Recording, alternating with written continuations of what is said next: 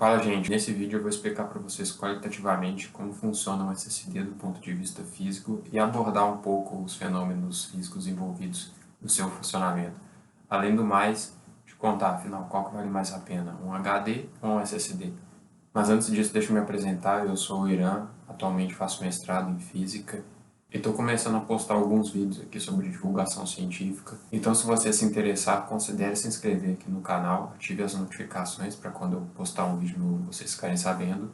E vamos para o vídeo. Então é o seguinte, né? Antes de mais nada, eu queria falar um pouco sobre os prós e contras do HD comum. Bom, os prós é que os HDs eles costumam ter muito mais armazenamento do que os SSDs e eles também costumam ser mais baratos.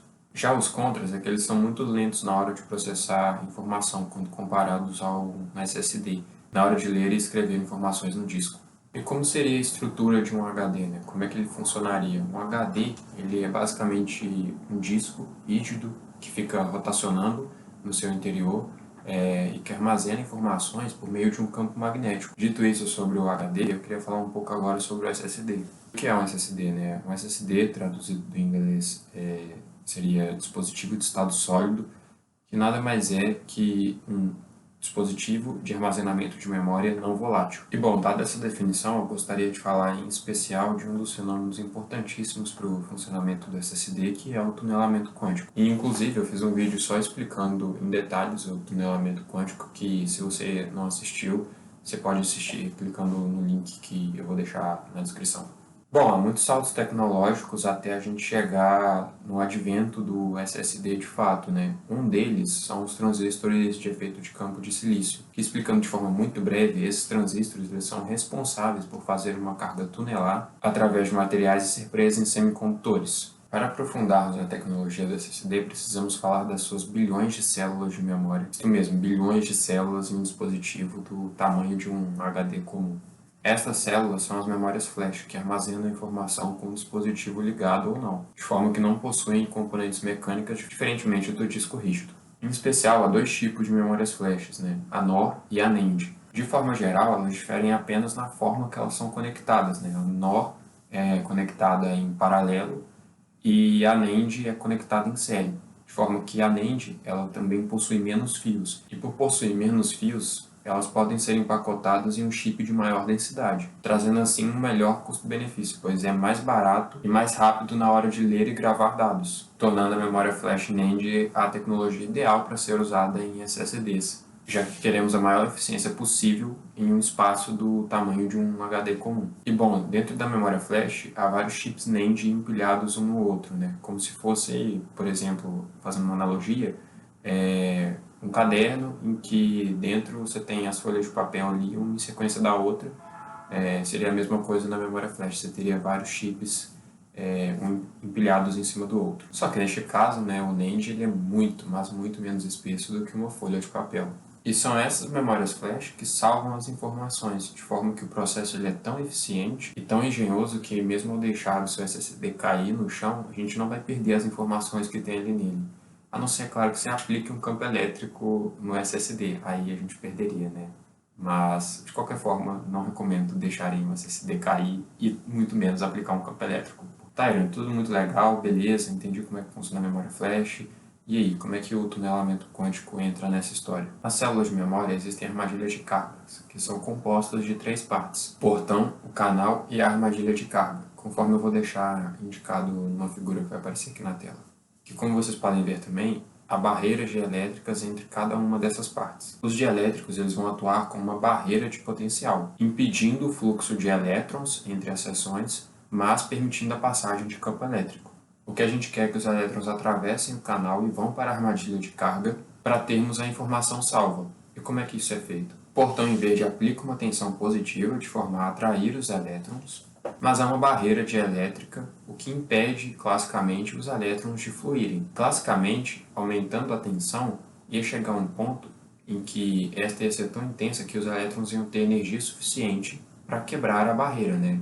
Analisando do ponto de vista clássico. Sendo assim, a gente teria o vazamento de elétrons e logo das informações a serem salvas. Por sorte, estamos falando de elétrons e de um regime em que a física quântica se aplica, e não a clássica. Logo, isso não acontece. O que acontece é que a nuvem de probabilidade será atraída para a armadilha de carga, implicando em uma certa probabilidade de os elétrons atravessarem a barreira, sem danificá-la e de modo que eles possam ser encontrados na armadilha de carga. Uma maravilha, não é mesmo? Mas só um detalhe é que a probabilidade do tunelamento ocorrer da forma que queremos vai depender tanto da espessura da barreira quanto da tensão aplicada. Estamos tratando aqui de um tunelamento muito especial, um tunelamento que ele foi estudado por Fowler e Nordheim, que mostraram como se dá a emissão de elétrons de metais em campos elétricos intensos. Pois na prática, o que acontece e o que eles perceberam foi que, ao aplicar o campo elétrico, a gente vai alterar a barreira de potencial, ou seja, o seu formato, de forma que eu vou mostrar aqui como seria a barreira de potencial sem o campo elétrico, e em seguida a gente pode ver a barreira de potencial depois de aplicado o campo elétrico. Então, para campos elétricos mais intensos, teremos barreiras mais estreitas e uma probabilidade maior dos elétrons tunelarem para a armadilha de carga. E o oposto, né, para campos mais fracos. E, em linhas gerais, é assim que este tunelamento específico, o tunelamento de Fowler-Nordheim, torna tecnologias como o SSD possível. E se você gostou dessa explicação, de saber um pouco mais como funciona um SSD do ponto de vista físico, deixa o seu gostei aqui no vídeo. Que bom, dito tudo isso, né, vamos fazer um comparativo então entre o HD e o SSD. As vantagens de um SSD perante um HD é que o SSD faz o seu PC, por exemplo, iniciar muito mais rápido, eles leem e gravam os dados de forma mais rápida, fazem os programas abrir mais rápido. E já os contras, né, porque nem tudo nessa vida é perfeito, é que eles são menos longevos que os HDs. Os HDs eles costumam durar mais. E o decaimento da vida útil de um SSD pode levá-lo a apodrecer em um estado em que ele consiga somente ler os dados e não mais gravar os dados. Um outro ponto também é que, em geral, dada a capacidade de armazenamento deles, eles são mais caros do que os HDs. Aí qual seria a solução, né? Muitos computadores hoje em dia, eles possuem mecanismos de você aproveitar a tecnologia dos dois, de forma que o ideal seria unir o melhor dos dois mundos, ou seja, usar tanto o SSD quanto o HD na mesma máquina. Isso é possível de ser feito tanto colocando os dois no mesmo computador, ou então substituindo o HD por um SSD e usando o HD como um HD externo, ou seja, como um grande pendrive. Então, como eu expliquei aqui nesse vídeo, o tunelamento quântico ele formou a base para o armazenamento de memória não volátil de silício, de modo que sua incorporação na memória flash NAND revolucionou o armazenamento digital de dados. E hoje em dia ainda há muitos esforços tentando tornar o que já é bom melhor ainda e mais acessível. E eu gostaria de deixar um agradecimento especial neste vídeo aos meus dois colegas da graduação, os Luizes, em que os dois me ajudaram a desenvolver esse trabalho na graduação. Então, fica aqui o meu muito obrigado.